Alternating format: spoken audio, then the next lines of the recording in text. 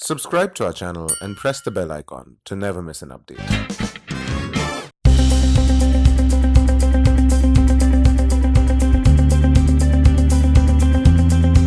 You spent 7 years at Rebel Foods, of course doing a variety of things, and of course you clearly seem to be at home here because you've not since ever thought of quitting or and probably I think you've benefited in the various rounds of funding that the company has also done over the years in some way or the other.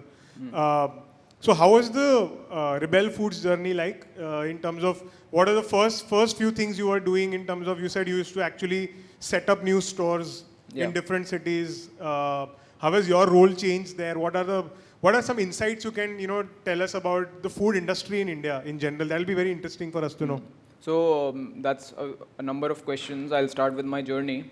So when I joined Faasos, it was, as I said earlier, just 6-7 outlets doing only about 100 orders a day. And when I walked into the office on the first day of joining, I wasn't anyway expecting a lot of people to greet me and do my induction and those kind of stuff, because I had attended the interview in the same office. But when I entered, I actually couldn't enter because we had a 200 square foot office with 25 people working in it, and there was nobody to acknowledge that that you were there. And finding Jaideep also in between those people was a bit of a challenge. But I actually was quite excited about it. In Deloitte, I had a 2-month induction with a welcome to Deloitte program, and everything structured really well, networking sessions with the partners, and all of that was great for people who want to go on to that journey. But I actually always sort of enjoyed lack of structure and sort of lack of limelight also. I was much happy to be in the crowd, work with people, and see क्या चीज़ ठीक करनी है, rather than somebody telling you कि इसको this is what you need to fix. I also enjoyed the part of actually figuring out what all needs to be fixed, looking at the bigger picture, seeing that these are the biggest problems in the company and picking one of them, which in a larger organization is much more structured. You are told what to do, right? And the joy of a startup is that you have to figure out what to do. That increases your ownership there itself, that you understand that, say for example, operations is something which needs to be fixed, and let me go and do it. That is much more ownership as compared to somebody telling you that my operations need to be fixed, and within that this is the part that you need to work on. So having that ownership increases your interest levels a lot, and that's what I could see in my journey at Faasos.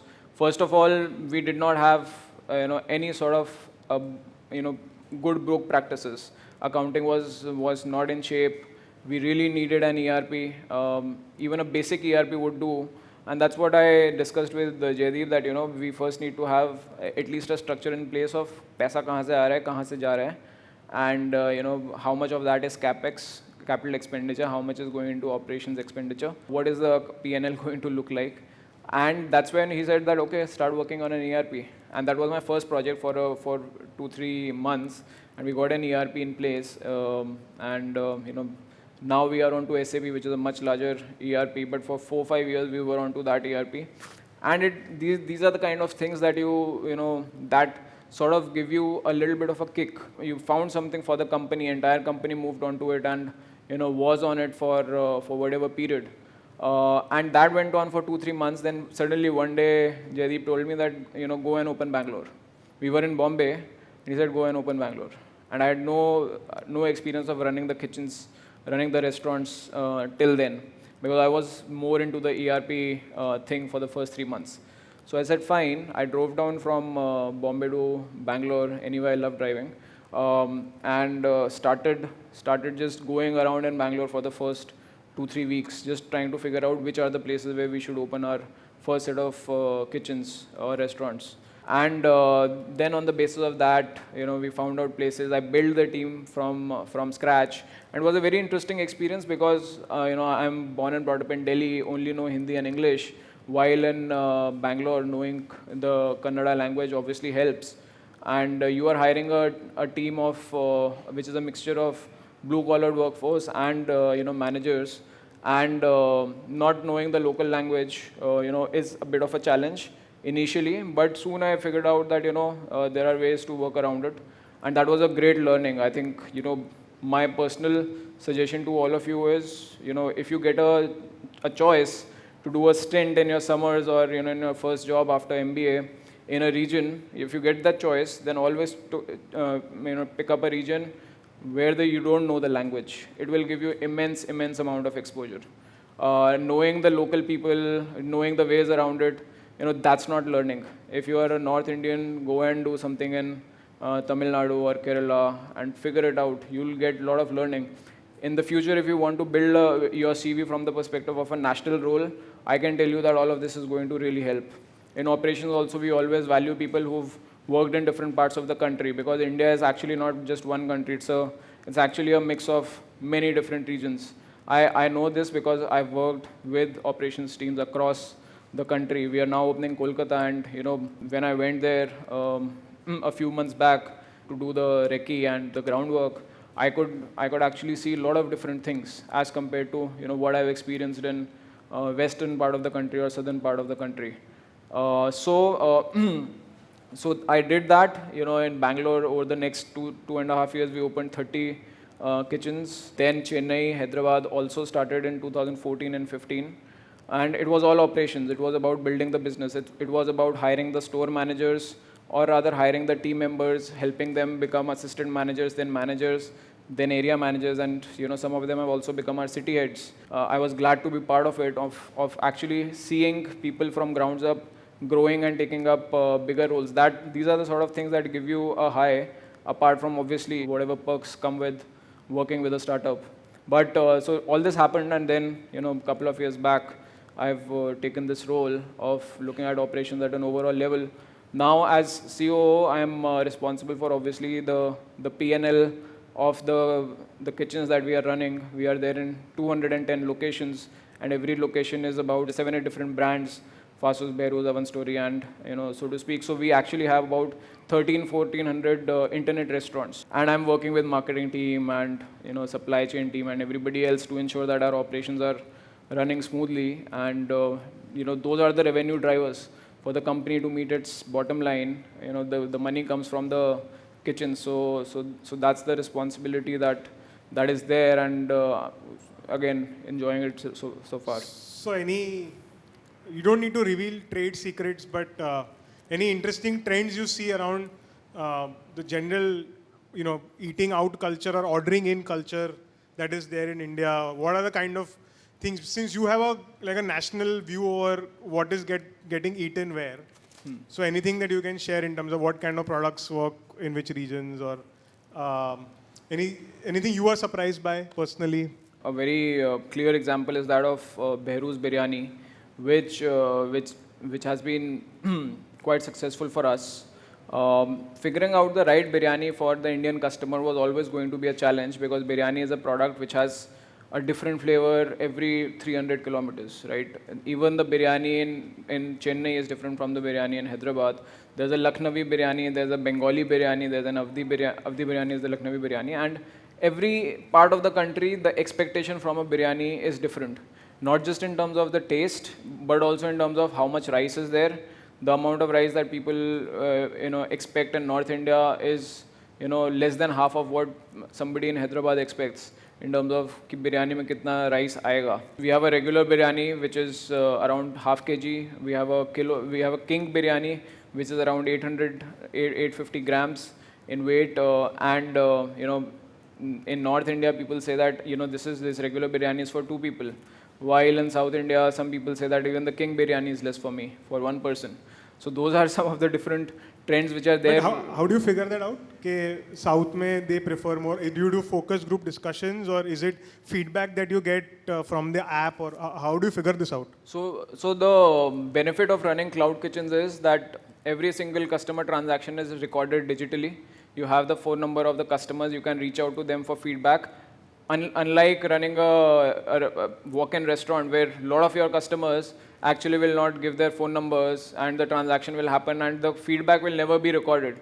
You can give on a bill to the customer that please go on this link, give your feedback and get a 15% off next time. But most of the people don't fill that. But in a cloud kitchen business where all the orders are on delivery and you have the phone numbers of the customers, you can send them a link. They give you an NPS survey. They tell you exactly what their expectations were, if there are any gaps, and you can obviously see them by different regions. We see that the expectations of Behrooz in South are slightly different from what is there in North, and that is why we have two different products. One regular biryani, and we introduced the King biryani when we realized that there needs to be a larger portion for people who want to eat more. And similarly, I mean that's how we arrive at a product market fit for any different not just Behrooz, but any different cuisine. We've launched Mandarin Oak, which is a Oriental cuisines brand in Mandarin Oak. Mandarin Oak. That is our Oriental cuisines brand in Bombay. It's there. And the way we always start is, we start with a basic menu of about 25, 30 items, which we feel, for example, Hakka noodles, we know that, a lot of people will give it a shot. Veg and non-veg versions, and we start small. We start with just about 5-10 different areas across Bombay, for example. We started, and then take a lot of feedback from customers. Multiple levels of iteration on price, on quality, on quantity, on obviously taste. Is it too spicy, less spicy? We figure that out. Separately do FGDs with people, and once we know that the product is now right, as measured by the ratings that the customers are giving, on a scale of 5, we expect minimum 4.4 to 4.5 for the product to be scaled up nationally. Once that happens, then we scale it up nationally, and then we put a little bit of marketing money behind it to scale it up. But there's a journey of at least 6 months to 1 year of doing those trials over a smaller set of customers and taking their feedback. And being in this business, you get feedback instantly. Both positive and negative feedback comes to you at breakneck speed. So yeah, I mean, it allows us to get the concept right much faster as compared to a walk-in QSR, and that's the journey that is there for all our products. When we were in Gurgaon, one of our seniors, Saurabh, he was saying that 1 year in a startup is equal to 7 years in a normal job. So, उस calculation के हिसाब से you are what, like 40 years into corporate world already. Probably, yeah. So, I mean, what would be your suggestion? Like, there would be some people who might be courageous enough to actually join a startup. Like tomorrow's Rebel Foods, which probably today is, somewhere just a 25-30 member team. In 2021, when they graduate, or maybe a year later, they might decide to actually join it. Do you think that it helped you that you took up Deloitte first and then you joined a startup, or do you say that you should just join immediately?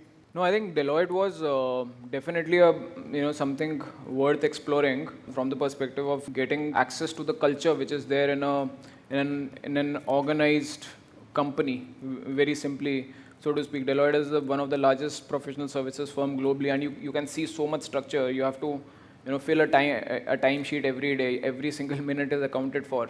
And at an organization of that scale, it's important. Otherwise, they can keep no track of people which are the biggest resources for them. So getting that exposure obviously helped. It also helped me realize that this is not something I want to do, because I have always loved exploring things. And when you have to put that in a 10-hour timesheet, you are always under pressure because you are accountable for your time. So I wanted accountability, but I also wanted a little bit of freedom to actually understand what's my potential and where I can add value. That is where I thought working in a startup made sense. Most of the startups that if you guys work in, you will see that nobody is going to ask you for your timesheets and what effort you've put in. The only thing which will matter is result. This is what you are expected to do, and this is the timeline. And nobody is going to, or rather very few people are going to call you and ask you, क्या क्या किया आज सुबह से क्या किया कहाँ गए what all you did. If you can get to that result, that freedom you get. The accountability is very much there, but you also get a lot of freedom in terms of planning your day, planning your week. So that little bit of the lack of structure, you can say, or freedom, you can say, that I enjoyed in a startup. But the timelines in a startup are much shorter than the timelines which are given in a larger company. So if you are willing to slog it out, which I believe you should, considering you guys are early 20s or maybe mid 20s, Now is the time for you to take those risks, slog it out, and find out, what you want to do. And only when you actually spend disproportionate amount of time doing that will you actually find out what you really want to do. So do that. I mean, my suggestion is definitely look at startups. If you can do that in a summer internship, great. I think it will be a brilliant idea for you to work with a startup. If some of you are interested in Rebel Foods, you can reach out to me on LinkedIn and we can look at that as well. We have 6 people who've joined from our campus, IIM Indore, after the finals just now, and they are doing different kinds of projects. First, they are in the kitchens for 4 months. They are right now in the kitchens making a paratha, making a biryani, learning all of it. But if you want to work with a startup, I think for summers you should definitely think about that. Don't be don't be a prisoner of the idea that you only have to go through the summer placements of the campus. A lot of those would be very conventional companies where you'll get a PPO, and that's great if that is the route you want to take. Personally, that is not the route I wanted to take. In hindsight, that time I did not know about this, but I think working for 2 months in a startup will help you get a taste of it, and also it will actually help you in your finals also. A lot of conventional big companies will appreciate a lot that you had a startup experience doing something specifically there, because the amount of value that you will be able to add in a startup always will be much higher. If you're willing to give your 110%, the amount of value that you can add in a startup and hence learn as well as get a result, that will be much higher in a startup, 100% I can say. In a typical company, in an 8-week internship, पहले 2-3 हफ्ते तो सिर्फ induction में निकल जाएंगे, and last 2 weeks will be Tata bye-bye mode. So you actually will have only 2-3 weeks to figure things out. In a startup, you will be getting a project, very early, and you will have all the freedom. If most startups that I know, if you get in one of those, and it will be, a good experience. According to me, in hindsight, I would say go for a startup for summers.